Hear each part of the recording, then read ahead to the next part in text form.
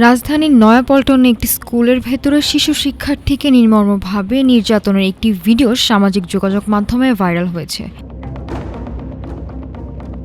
CCTV ফুটেজে ধরা পড়া এই ঘটনায় ব্যাপক ক্ষোভ ছড়িয়েছে।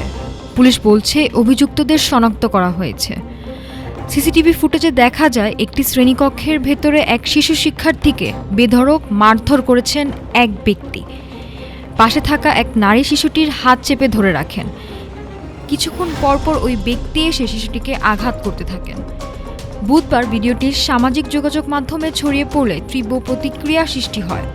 নড়েচড়ে বসে পুলিশ প্রশাসন। ওসি মোস্তফা কামাল খান বলেন, ভিডিওটি ভাইরাল হওয়ার পর আমরা ঘটনাস্থল শনাক্ত করেছি। নির্যাতনের সঙ্গে জড়িত একজনকে চিহ্নিত করা হয়েছে। তাদের থানায় আসার জন্য নোটিশ দেওয়া হয়েছে।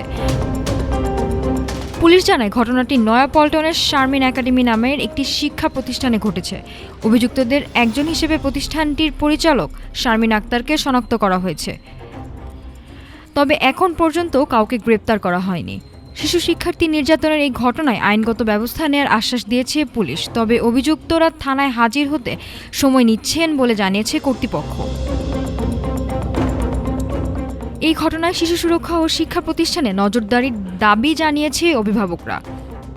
শিশু নির্যাতনের এমন ঘটনায় দ্রুত ও দৃষ্টান্তমূলক শাস্তির দাবি উঠেছে বিভিন্ন মহল থেকে। তদন্তের অগ্রগতি অনুযায়ী পরবর্তী ব্যবস্থা নেওয়া হবে বলে জানিয়েছে পুলিশ। নাফিসা সামিয়া, ঢাকা টুডে।